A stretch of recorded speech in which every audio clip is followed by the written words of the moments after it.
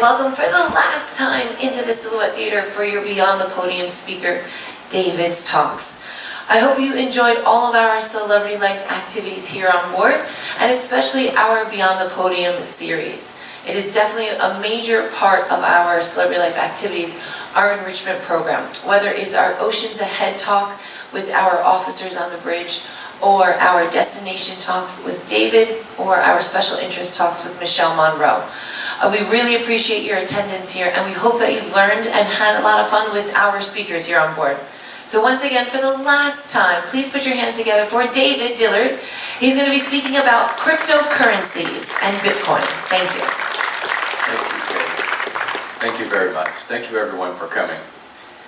I have a $10 US note, and this was created by the United States Treasury on a printing press, and it is backed by the Federal Reserve Bank of the United States. I also have a 10-pound, brand new plastic, by the way, 10-pound British note with the Queen of England on the front, and none other than Jane Austen. We have Jane Austen on the back now, thank you. And then I have a 10-euro note, which has some pretty printing of buildings. This is backed by the ECB, which is the European Central Bank. The 10-pound note is backed by the Bank of England. So, what if I told you that one day all of this will go away? I'll take them.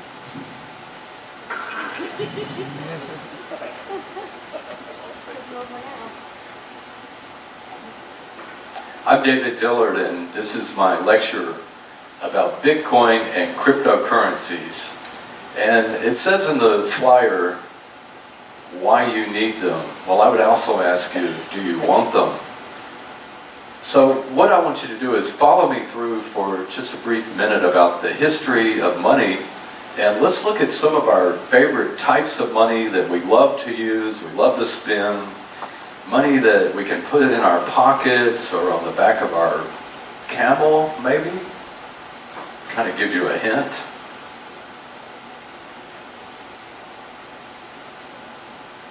That's not what you think it is, okay? That is salt. Salt has been used as currency for millennia. In many countries, it's still used as a form of money. And you could buy many things with salt. You could buy land, you could buy livestock, you could buy food with salt.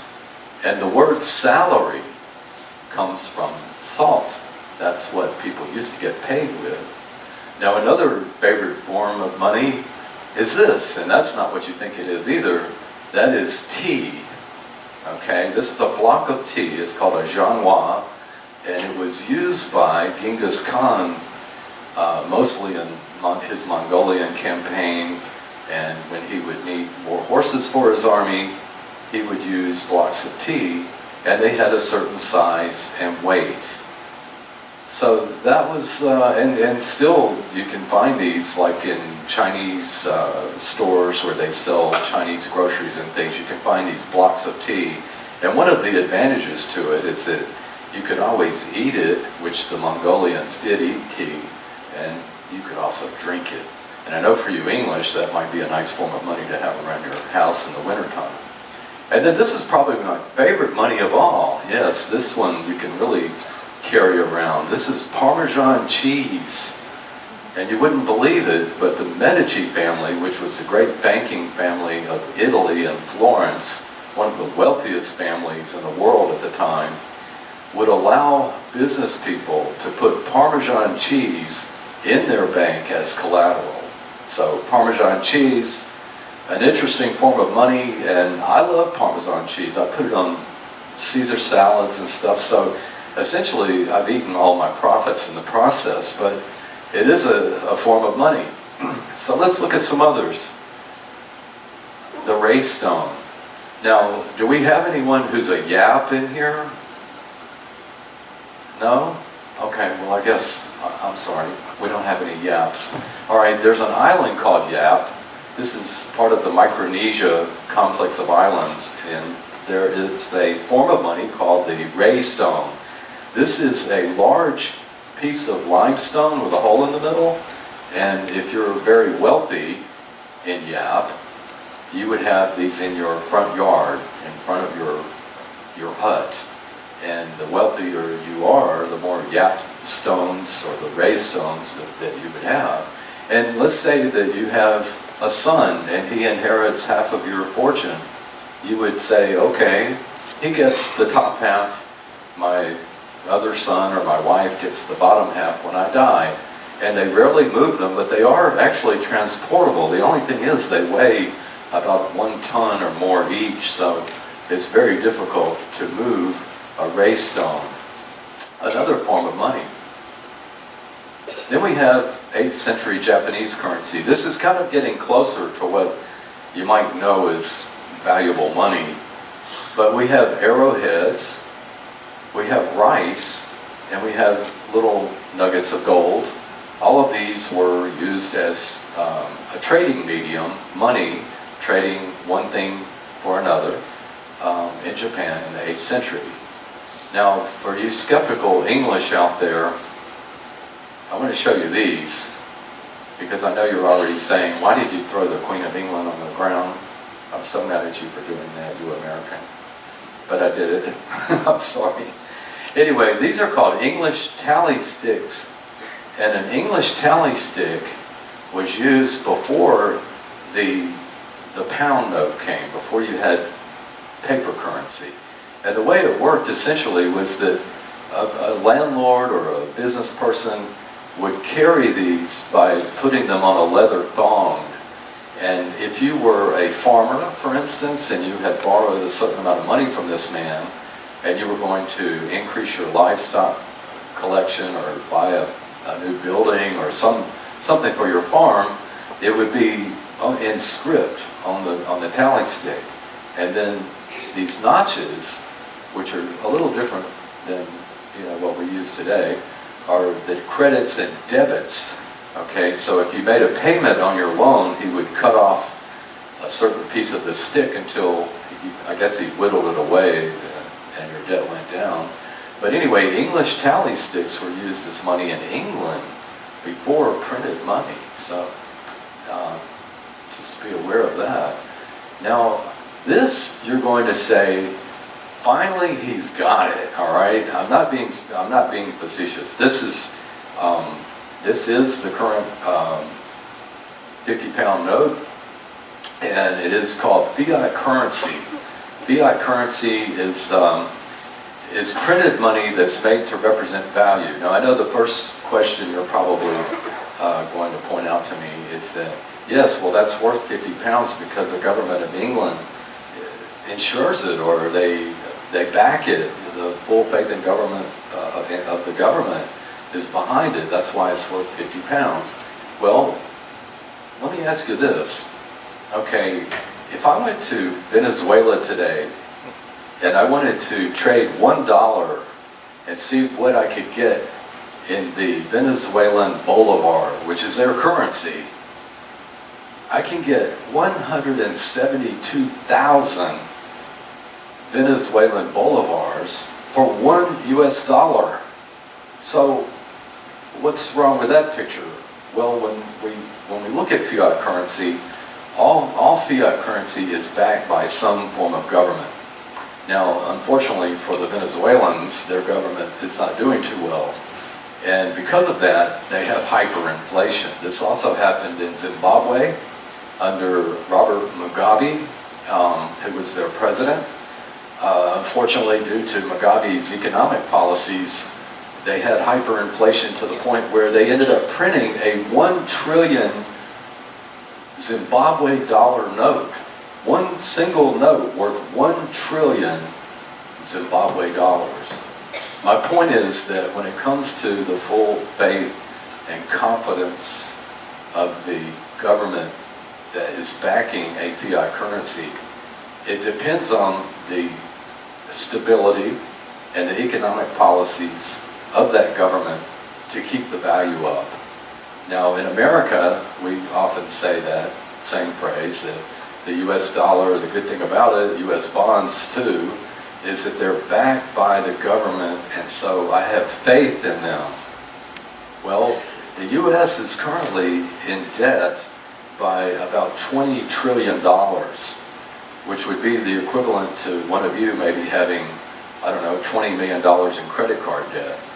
So we have fiat currency for a reason. That's because at one point before electronics and internet and all of the different things that we communicate with now came into being, you could take money out of your pocket or your purse or whatever and put it on the counter and say, I would like to buy something. And it was a form of trading value. Money is nothing more than a way to trade value. It represents a certain amount of work, a certain amount of effort that was put into it to receive it. Like when you work at your job, you receive a certain amount in salary. I hope not salt, but let's say it's the pound or the dollar or the euro. Then you can trade that for an equivalent amount of goods and services. So it's a medium of exchange, okay? Now, I want to show you something that I found a little shocking, that I hope you find shocking, and I'm going to keep this in mind. Fiat currency. Fiat simply means that it was created to represent a certain amount of value by usually a central government. And I want to show you something. This is very interesting. Online banking, does it have paper associated with it? Unless maybe you print out your statement. But let's just say, what is online banking? Online banking, as this young lady is so thrilled to death about online banking that she's giving us this big smile, she's looking at her laptop and sees her account information. And she sees a series of numbers on there that tells what she bought and how much she has left to spend.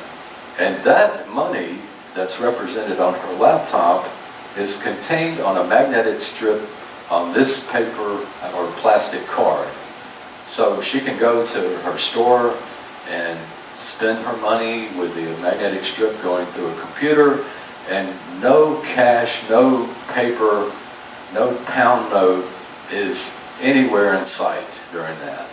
And the other thing is, she may be under the impression that if she goes down to her bank, that they could say, well, ma'am, if you'll just walk with us through this room, you'll see where we have on the shelf your name, and we have all of your pound notes or dollars stacked right there. And every time you run that card through, we take a few of them, or if you put some in, we put a few back. She may be thinking that, but the truth is that it's really nothing but numbers on a screen, okay? Am I getting the point across? Paper money is disappearing. If you went to Copenhagen, as when we stopped there, you may have noticed that it's really not even necessary to have paper money. Most of the vendors in Copenhagen would take a credit card for a hot dog or a cup of coffee or a beer. But if you pulled out the kroner, which I think is the currency they use, they may not have even seen it in a while, and they probably don't have change for it. And they would say, oh, don't you have a credit card? Well, okay, yeah, here. And they do it really fast. Sometimes you don't even have to put in your PIN anymore. With the modern versions of these things, it has the RFID chip on it, and you can just simply wave it over the scanner. So that's even more removed from the idea of pulling out a roll of bills and putting them into the hands of the vendor. So we have electronic banking, and that, I think, is one step removed from the paper money as well. But this is what interested me. When I first saw this, I thought, oh, this can't be true. But it was a revelation. All right, what you're looking at here is the 1988 AT8 cover of The Economist magazine, all right? So we're going back exactly 30 years to this year. 30 years to the year. This is 2018, of course.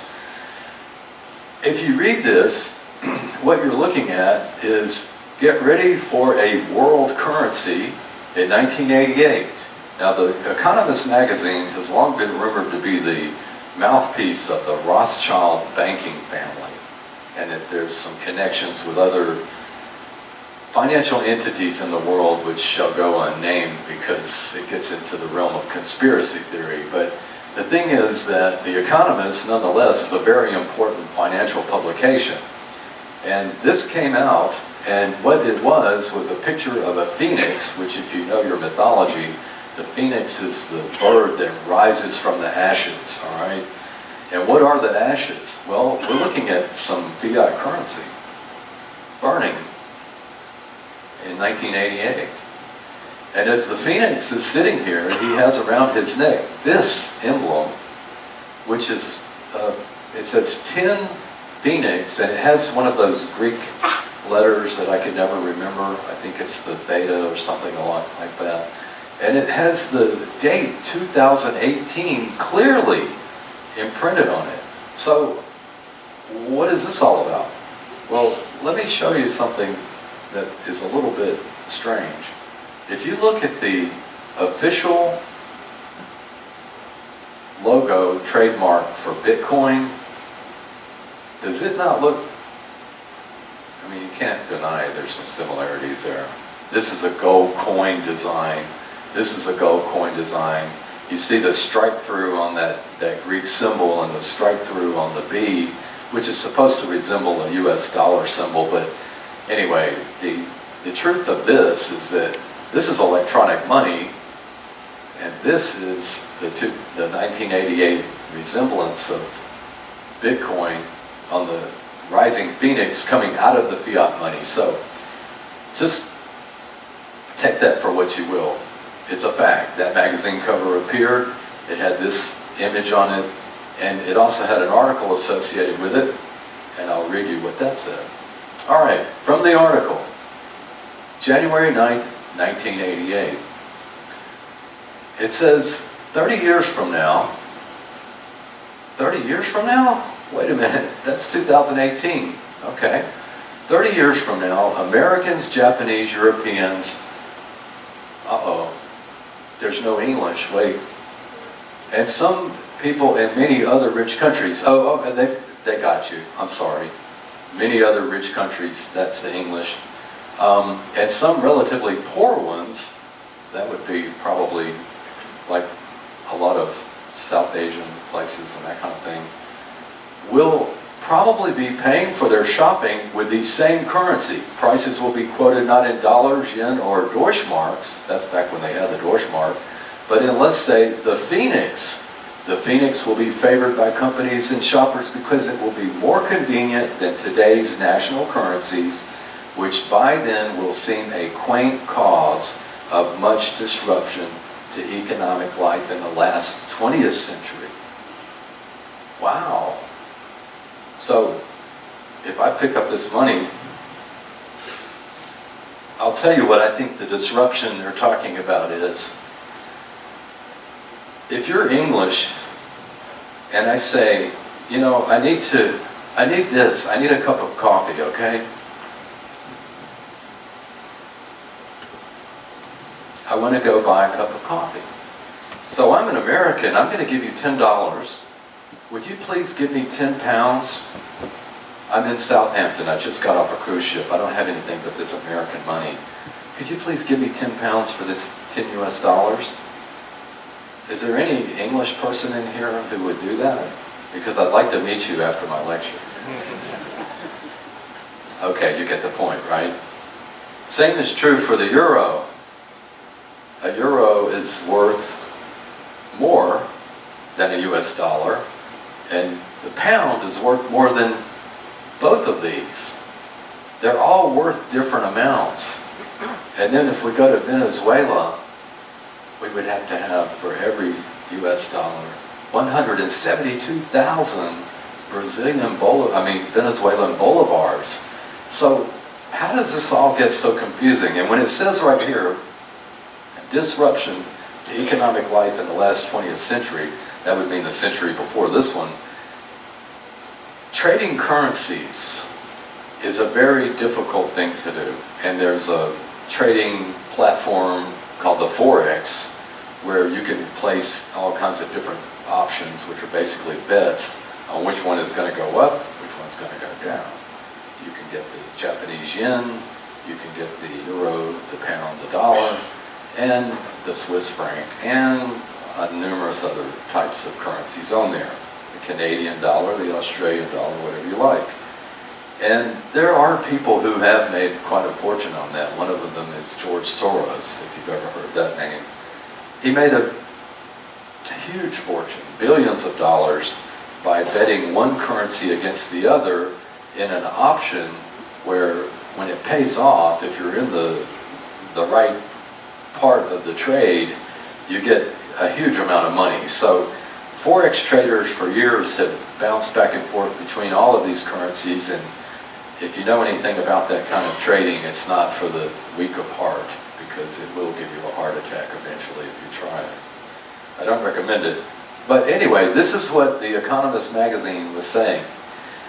Now, before you jump to any conclusions, let me just take you into the realm of what a cryptocurrency is. And we're also going to talk about Bitcoin as it relates to the whole world of cryptocurrency, which I prefer to call the crypto space. And I use crypto as a short word for cryptocurrency. So when I say cryptos, you'll know I'm talking about electronic money. Now here's what block geeks, which is, you talk about the egghead crowd of people, when you get into these things, it goes way beyond the pale of very intelligent, but what we would normally refer to as sort of the geeky crowd of people working in this industry. So anyway, they know that. That's why they call themselves the block geeks. And what they say, what is cryptocurrency? Well, for one thing, it's a digital money created from a code. Now, the code part is nothing more than source code or computer code. So it's a block of code that represents an entity called a cryptocurrency. And I'll talk to you about that in a little bit. All right, then secondly, it's free from all government oversight. Now that's not actually true anymore. The cryptocurrency economy is monitored by a peer-to-peer internet protocol. What you have to realize is that cryptocurrencies don't go through a central bank, nor are they created by a central bank. So the way that they're created is that the source code for each one allows for the creation of more through a process called mining, okay? You may have heard that on the news or something about mining Bitcoin or mining another of the popular cryptocurrencies. Each one can be increased in number. Now I'll give you some statistics. Bitcoin currently has 17 million Bitcoins in existence that have been mined. Now this is from the Genesis coin, which was the very first one. Through today, there have been 17 million created, and the Bitcoin code only allows for a total of 21 million Bitcoins to ever be created. In all throughout history, there will only be 21 million of the original Bitcoins. So the thing that is a little bit, I guess, I'm sure for a lot of people sad, is that there's 4 million missing Bitcoins. Now how did that happen? Well, the reason is because back in the early days of 2009 and 10, back in the old days, the Bitcoin was only worth maybe 20 cents. And so I can remember there was a video game company that had an advertisement that said, if you buy our video game, you'll get 10 free Bitcoins. And they were worth about 20 cents. So, you know, some 12-year-old goes out there and he buys Grand Theft Auto or whatever it was, and he has 10 Bitcoins on his computer, on his old Dell or Hewlett Packard or whatever it was, and then he plays the video game for a few years, and for Christmas he gets a new computer, a better one, a faster one, and the other one ends up going into the attic and eventually into the garbage dump. And there are people today who do nothing but search garbage dumps for old computers, looking for computers that have bitcoins on them. And they may or may not find them. It's very difficult to do. And if you do find one, to extract it off of that computer is even more difficult because of the security features that are built into every cryptocurrency. But there have been 4 million of them lost, which you can imagine how you'd feel if you had, say, 10 Bitcoin and they were worth $20,000 in February of 2018. You would really probably like to get them back. And there have been others lost through just neglect, like they maybe forgot the password, or they somehow or another sent it to the wrong address, or who knows. And I'm going to address the issue of security in a minute, because I'm going to tell you, if you do get involved in any of these things, how to be safe and how not to lose any money. Now, one of the other things is that a cryptocurrency is an encrypted string of data, or a hash, which is that's the code word. All of these things are so new, and the programmers are like these Silicon Valley guys that wear, one red shoe and one blue shoe and an old Pink Floyd t-shirt, and they come up with all of this lingo. Well, hash is what they call the code for a cryptocurrency, and it's encoded to signify 1 unit of currency. Now, you may be asking yourself, okay, when is he going to say what the blockchain is? All right, you keep hearing that on the news every night, blockchain this, blockchain that. All right, if I had one of these bills, and let's say that I traded it with you for something, and every time I gave it to a person and said, I want to buy $10 worth of your product, I wrote my name on it, and I gave it to the person. And then when she receives it, she writes her name on it, okay? So as we go throughout the life of this bill, it has what's called a ledger. And a person that receives this bill can say, wow, look at that. Some guy, David Dillard, is that what it says? He had this back in July of 2018. And as it goes along, the ledger keeps growing and growing and growing. Well, every cryptocurrency has a ledger. It's called the blockchain ledger. And when you hear the word blockchain, that's all it is. It's a record of who owned it. It's not any kind of a mystery. It's just who had it in their possession. And it's usually in a coded number, not a name. So if you think of the blockchain that way, it's not so mysterious.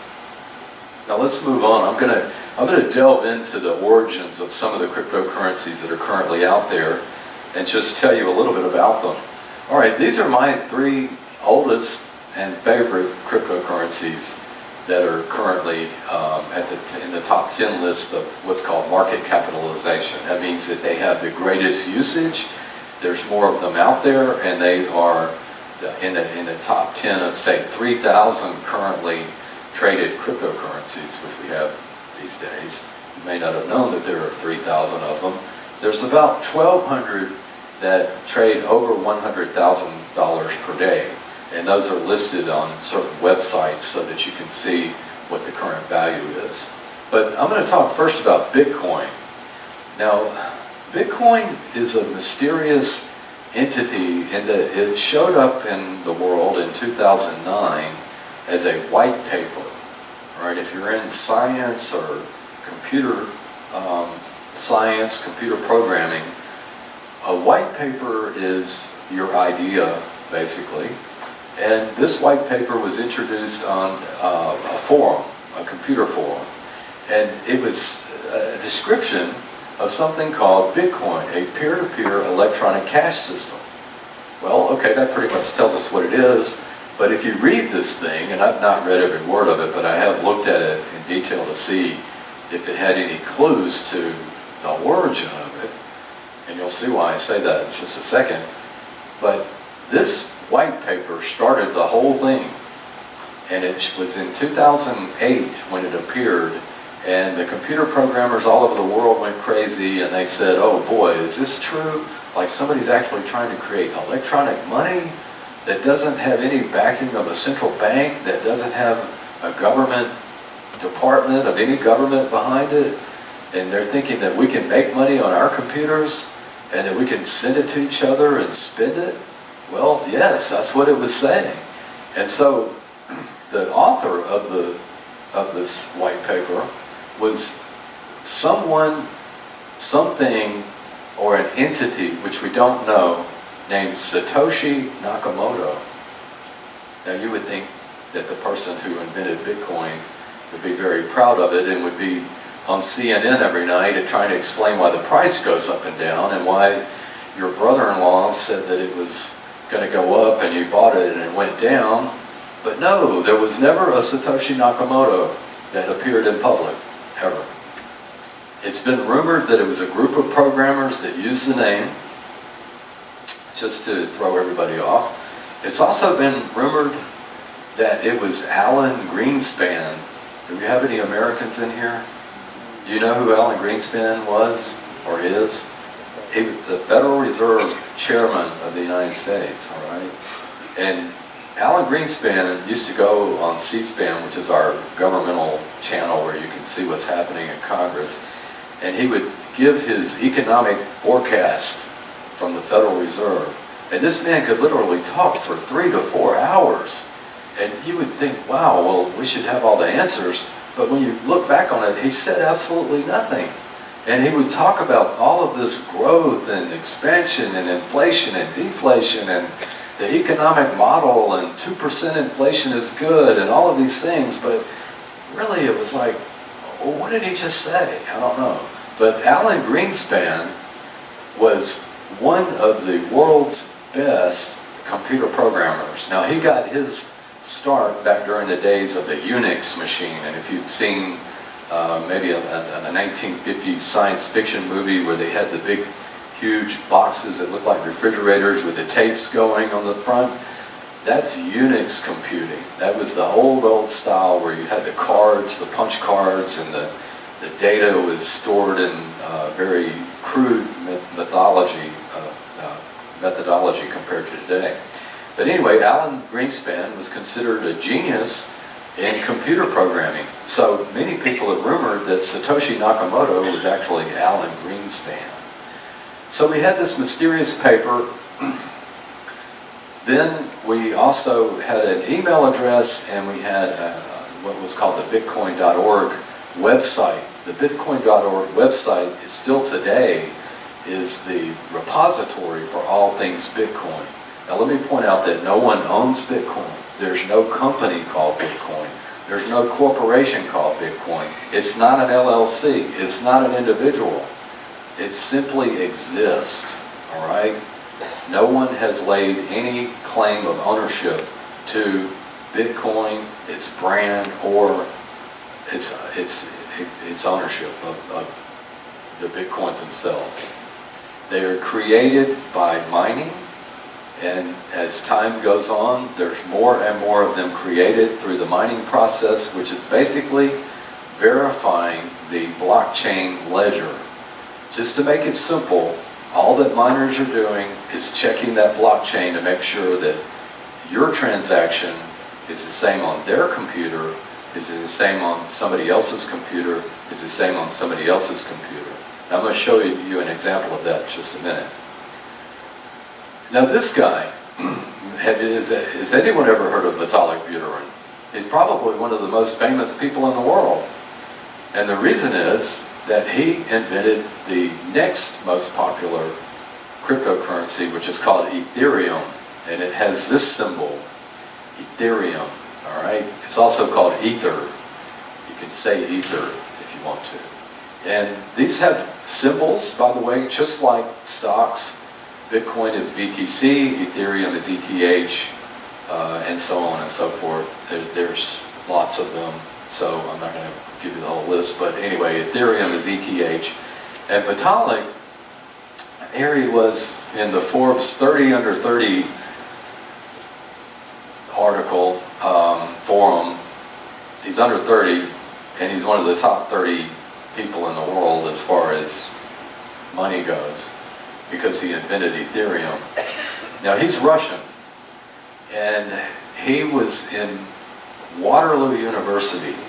And like a lot of these people that you hear about, he dropped out of college, okay? He's a college dropout. The guy's probably worth billions, but he's a college dropout. Much like many other Silicon Valley geniuses, he had a good idea and he wanted to do it, so he just quit college and said, I'm going to go do it. Now, when Vitalik was young, when he was a kid, a little bitty kid, the parents in his school, he was in a gifted children's program, had fun with Vitalik because they would come up to him and they would ask him 3-digit multiplication questions. They would say, hey, what's 884 times 923? And he could tell you the answer like that. He's a prodigy. So he invented the Ethereum network and the Ethereum source code, which is really important because one thing about the Ethereum, rather than the Bitcoin, Bitcoin's old dinosaur. It's like so fat and overweight and slow that it's way, way too antique now, okay? But Ethereum has kept the life of the cryptocurrencies going because one of the things that Ethereum allows you to do is to program the token. And that means that you can put your own source code in there. What's the value of that? Well, one of the things you can do is create what's called a smart contract. And the Chinese government, this is an interesting concept, and this is kind of where you have to step off from reality here today, where you're using your credit card to pay for your things and sometimes fiat money, is that the Chinese government announced just maybe 6 months ago that within about 10 years, they will have every single physical object, person, animal, baby, entity of any sort, whether it's a legal contract or whether it's a chair sitting in someone's home, a car, a train, a bus, a plane, the Chinese army, Xi Jinping himself, all will be digitized, okay? What that means is they would all become an electronic entity stored in a master quantum computer. And so everything in China will be digitized. Now you're starting to see this in America and I'm sure in England as well, where data is becoming more important in some cases than the object itself. And that you are more important to corporations as data than as a human being. Do you buy that? Do you use Facebook? Facebook is a collection system for your data, your likes, your dislikes, what you want to buy, what you're thinking. If you stand in front of your laptop computer and you say purple underwear, you're going to have an ad on there in about 5 minutes for purple underwear. And how did that happen? Because the computer not only listens to you, it watches you, it feels you. Your smartphone can tell your heart rate, your blood pressure. It can tell more about you than you'd ever know. It can tell your altitude, it can tell your acceleration, it can tell the heat of your body. You can hold a smartphone up to your face and it can read the blood vessels in your face and tell whether you have high blood pressure. And this all goes into your database, and you have a huge database. Every one of you does. If you've used any kind of electronic device ever in your whole life, you have a mountain of data associated with you, and that data is valuable. And there's companies like Google who will pay a lot of money for that data. So just keep that in mind next time you go looking for stuff on the internet, that whatever you browse for is going to come back to haunt you.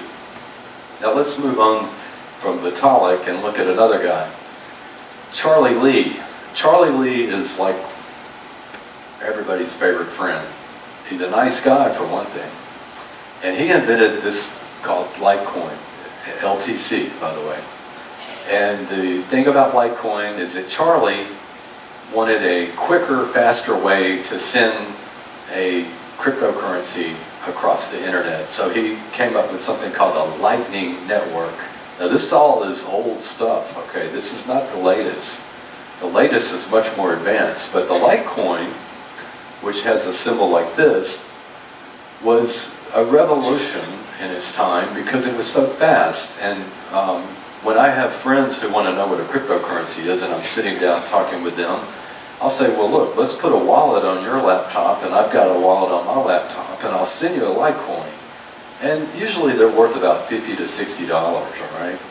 And so I'll just put their address in my address bar to send it, and as soon as I hit send, bing, it's in their wallet. That means it went all the way through to who knows where, somewhere around the world, and came back into their computer. And it only takes like half a second. It's a beautiful thing when you're trying to send something of value, as I do to my daughter. She loves her Litecoins that I send her every now and then without telling her. And I'll get an email or a message from her, hey Dad, thanks for the Litecoin, you know, I really needed that. But she has a wallet, I have her wallet address, I can send her a few Litecoins just for fun. And if you wonder who Charlie is, by the way, if you've ever used the Google Chrome search browser, anybody in here have Google Chrome? Probably a lot of you, I would imagine. It's a beautiful browser. It's a great collection thing for Google too, by the way. I mean, if you talk about one that's invasive, Google Chrome is collecting more data than any of them. There's other browsers that don't collect as much, but Google's the one that does the best job of it. This is the guy who invented Google Chrome. And so, you know, he has a lot of reputation. He has not only his undergrad, but his graduate degree in computer science from MIT. He's a nice guy. I mean, people walk up to him at these conventions and say, hey Charlie, you know, how you doing? Charlie, I'm David, just wanted to say hi. And he's approachable, so is Vitalik, so it would be, so we don't know who Satoshi Nakamoto is, but you know, these are the people that are promoting the industry. And Charlie, by the way, owned a lot of Litecoins. He had quite a fortune in them, and he sold them all, and he got out of it. He said, I don't want any more because I'm going to only be a promoter of cryptocurrency industry, and I don't want to act like I have any sort of a bent posture toward Litecoin. So he got rid of all of his Litecoins. And he is the head of the Litecoin organization, but he doesn't own Litecoin. Now, I've got about 20 minutes left. I'm going to show you how to get started in cryptocurrencies, and I'm also going to give you the caveat and some of the other things you probably maybe have a question about, because you've heard some news about things like hacking and losing money and so forth. I'm going to show you what you need to do. Now, this is an exchange, okay? Coinbase is an American exchange. There's Poloniex in Europe. There's Kraken, which a lot of Central Europeans use. But there's about 10 major exchanges. Don't be confused with a broker, okay? There are no official brokers for cryptocurrencies.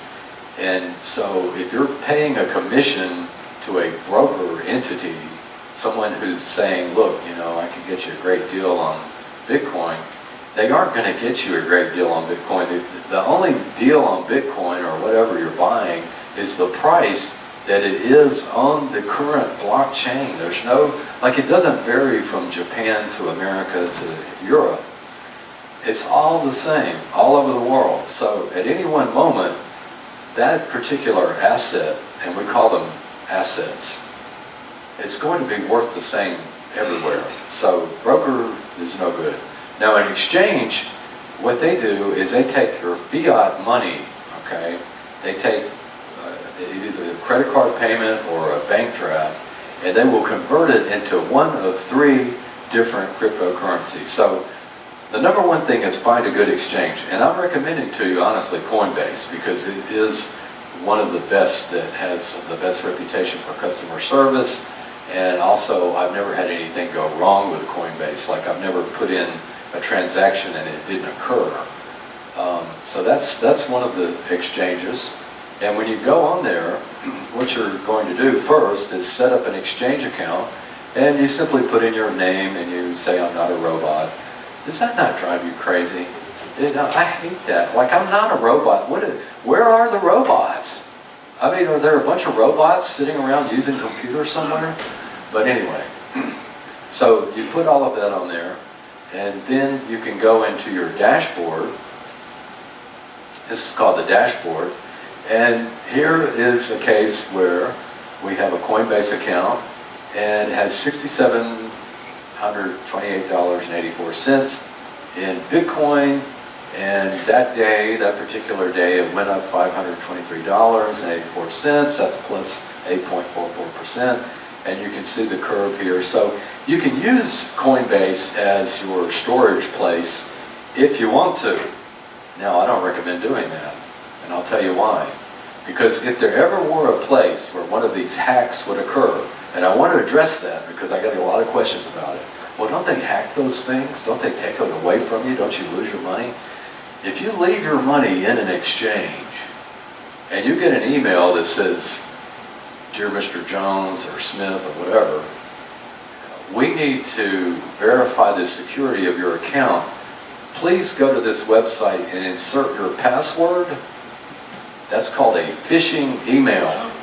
And I would recommend that you never answer one, even if it looks like it came from your friendly banker down the street. Because phishing emails are one way that bad people get your information. And it's done on eBay, it's done for your bank, it's done on PayPal, it's done on all kinds of different accounts. We had in America Target, a department store called Target, where somehow or another hackers broke in and they took millions of accounts with all of the data that goes along with it, including social security numbers, the address, the phone numbers, the email addresses of people who shopped at that particular store. So hacking is not just something that happens in the cryptocurrency world. It happens in all different kinds of electronic banking and money transactions. But you have a place in Coinbase where you can store your brand newly bought cryptocurrencies. Now, this is not a brokerage. This is simply a place where you trade fiat currency in one form or another, whether it's bank draft or whatever, into a crypto. So now you're in the crypto realm. All right, so what do you do with it after that? Well, I'll tell you what I do.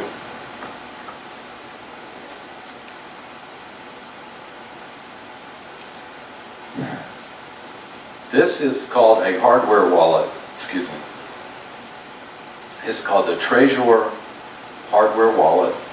It was invented by a group of scientists and their students at a university in the Czech Republic.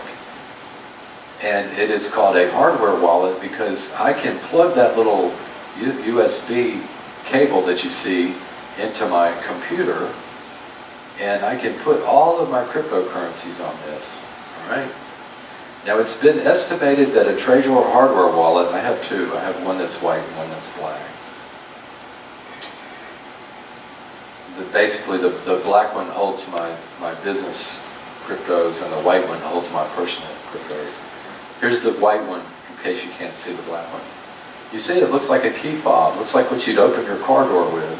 It's been estimated that a Trezor hardware wallet can hold $1 billion US. That. $1 billion. And I wish mine had that on there. It does have some money on it, I can assure you, but nothing close to $1 billion. So if you were, let's say, a person that wanted to carry your money into a different country, you can just put it all in cryptos, put it on here, stick it in your pocket, go through the scanner at the airport. Oh, it didn't beep. Why? Because it's all plastic, basically. And you can carry $1 billion from one country to another. Now, let's say you have $1 billion in your bank account, if you're lucky enough. How do you get that into another country? You have to wire transfer it, and it's very difficult to wire transfer $1 billion, I can assure you. So anyway, I recommend that you spend the $86 that it takes, and for all of you English people out there, $1 is $1. same as a greenback. You probably heard that before. But you can put your cryptos on here, and then what I do is lock it in a safe. I keep mine inside a safe so that nobody can get to it. Now, if somebody did get to it, they have a 24-word phrase that I also keep in a safe, but I have another copy of it in a secret location where I can buy another one and restore it. So if it gets stolen, I can go to the Treasurer website and I can restore that thing, even if I lost it. Even if I lost it with all of my Bitcoins or my cryptos on it, which is a really great thing to have. And it's probably as safe or safer than a lot of bank accounts. So there's another hardware wallet that I also recommend called Nano, because I'm not here to sell anything. I'm not here to sell hardware wallets or cryptos. I'm just telling you what I know about them. But Nano's another good one. So you can buy a hardware wallet, transfer your assets, which means your newly purchased cryptocurrencies, to here, and it has secured hardware wallet with private keys. Now, private keys is another buzzword that you're going to hear in the crypto world. When you have a public address, I would like to have a hat made with the public address for my Ethereum on it, so that if I'm walking through a city, somebody may say, oh, look, there's an Ethereum address. I'm going to use my cell phone and send that guy an Ethereum worth about $500. I would put my Ethereum address or my Bitcoin address or my Litecoin address on the side of this ship, hoping that some nice guy might say, wow, look at that, that's a Litecoin address, I'm going to send some money to it. Do I care? No, because there's no way anybody can take that address and break into my account, so to speak.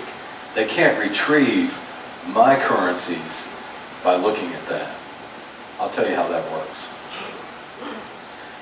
Now, when you transfer your cryptos out of Coinbase, and you can see this is the Coinbase website, you're going to have over here, you're in your vault or in your wallet, you're going to have what your balance is, and you have an address here and how much you want to send, and a send button. So you simply put in, I want to send my 5 Ethereum to another address, and that would be the Treasurer wallet address, or you can download a lot of different kinds of wallets and put them on your laptop or anything, a cell phone, which is what most people use nowadays, especially in Europe.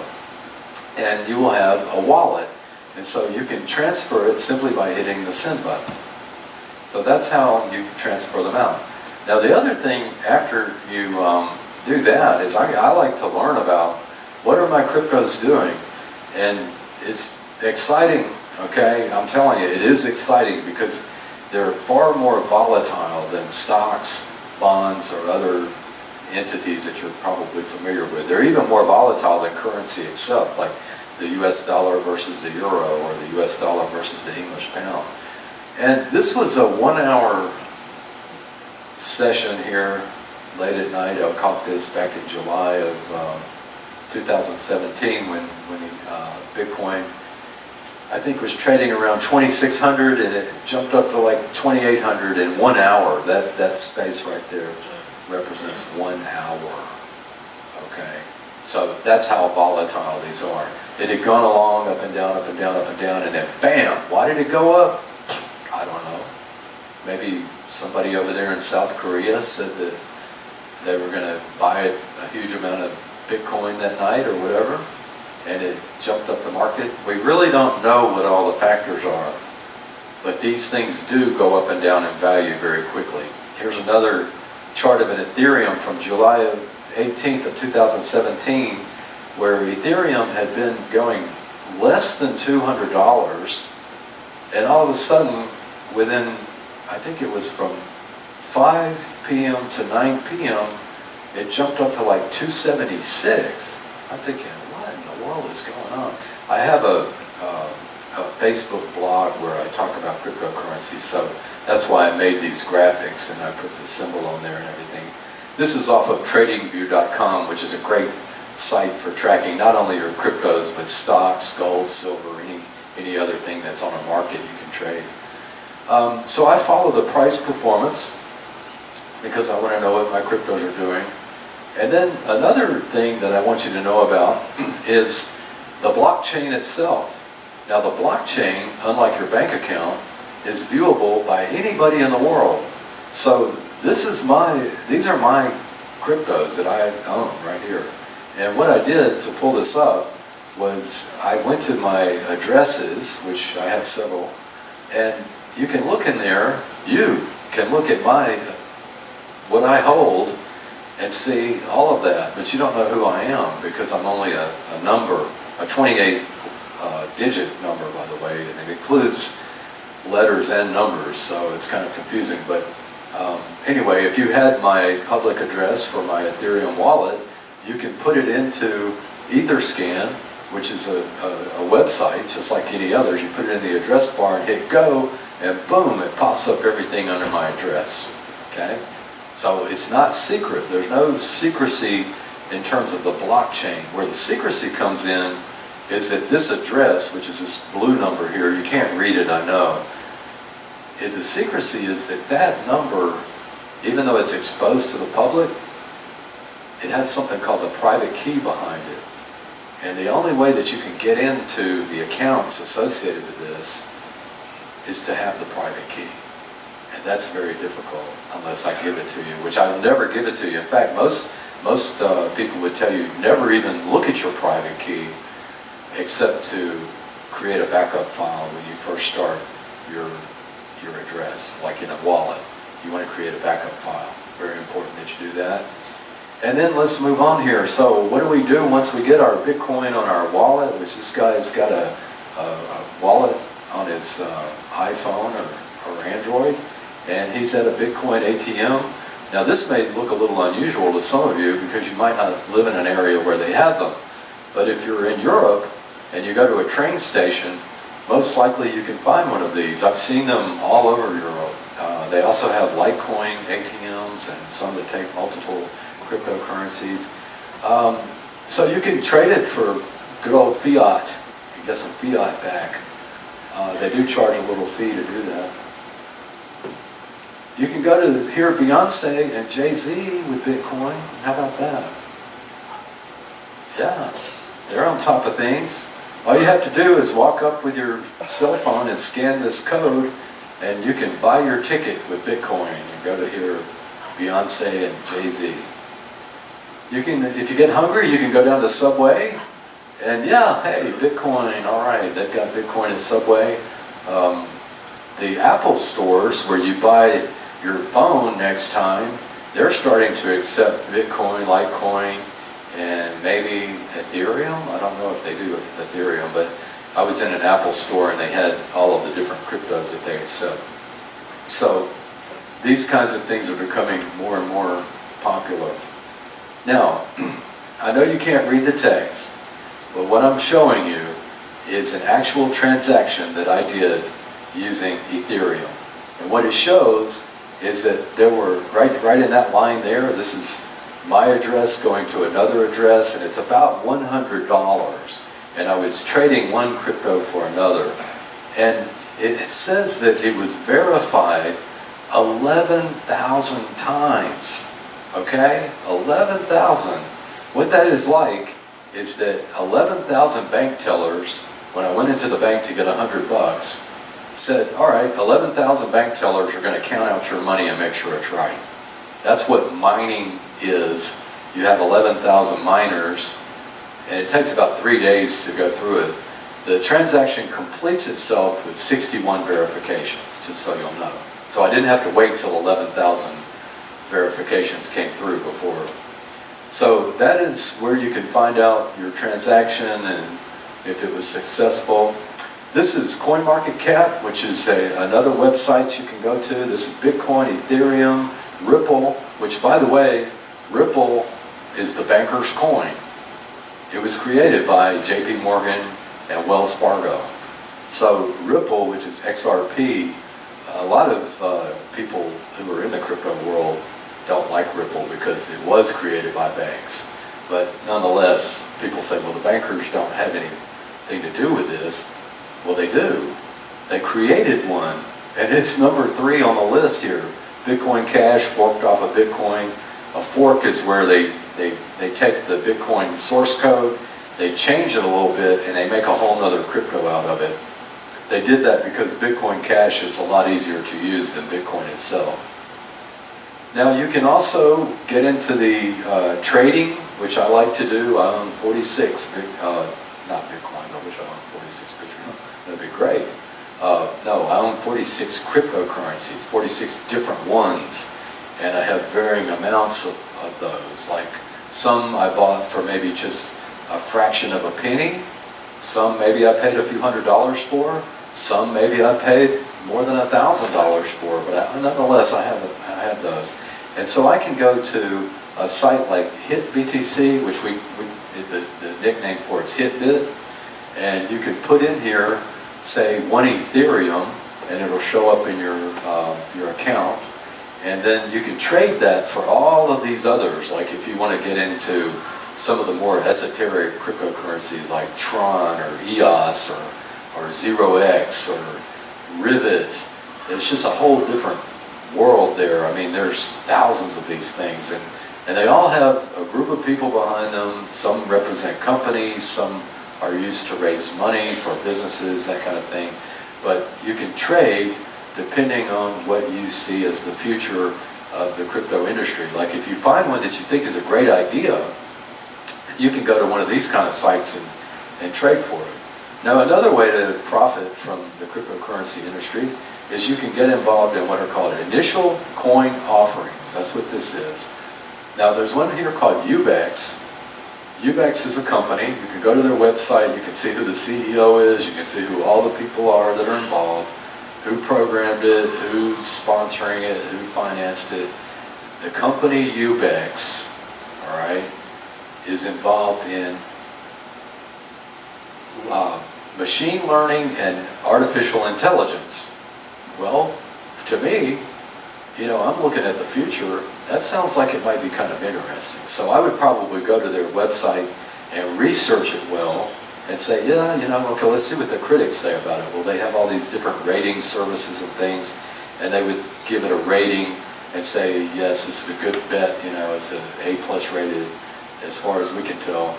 And I might go back to HitBit and trade some Ethereum usually for Ubex or maybe some other crypto based on the same procedure. But the ICOs are the ones that are new, and many of them are not much money. Now, everybody asks me, okay, number one question, what if I want to get my money back? What if I want to get my money back? Well, the way you get your money back is you go back to Coinbase, and I'm showing you clearly here where it says how to sell Bitcoins on Coinbase.com, and you send your Bitcoins back to Coinbase, to the address there, and then you hit the button, and it takes that crypto, whether it's Bitcoin, Ethereum, or Litecoin, which are the only three that they deal in, and puts it right back in your bank account in cash or money or fiat or whatever you want to call it, digital numbers on a screen from your bank.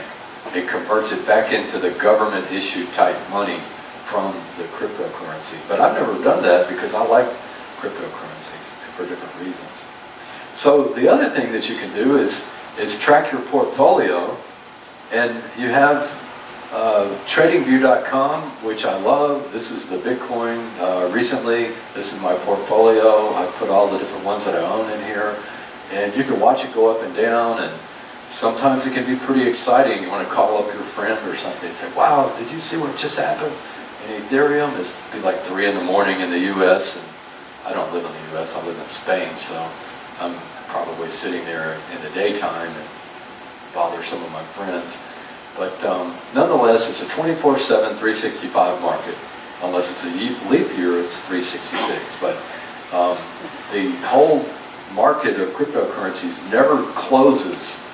And one of the things that happens is like when the people get to their office in Hong Kong, which is usually about 9 to 10 a.m., and it's been a weekend, and they start trading cryptocurrencies, you'll see a spike in one or two of them. And that's kind of exciting to watch from our standpoint. You know, what are they thinking way over there about what's going to happen in a certain crypto? So we have that, and I just have like, I'm going to skip through this one because it's kind of lengthy, but generally, you should use cryptocurrencies for these reasons, but that's a little lengthy for the time I have. I'm just going to tell you this. The prices are volatile, and you must be able to understand how to be safe, and somebody can steal your login information. Okay, these are all true things. And some will disappear, some will become valueless. Government regulation will inevitably be involved, and the SEC in America has already been looking at some of the ICOs and who's involved with them and clamping down on a few that they didn't think were so great. And the gains on cryptocurrencies are taxable, by the way. So one of the other things I want you to remember is this. Cryptocurrencies may not be for you, because for one thing, they're volatile, and it may be difficult for you to do that, like to get on a computer and trade electronic assets versus going to your bank teller, which you're more comfortable with. And then finally, I just want to say that if you do like cryptocurrencies and you want to get involved, I just have one word for you. You can really make a lot of money in cryptocurrencies. And so I'm going to end with that. And that's the basic overview of it. And I hope all of you got something out of what I had to say. Thank you for coming.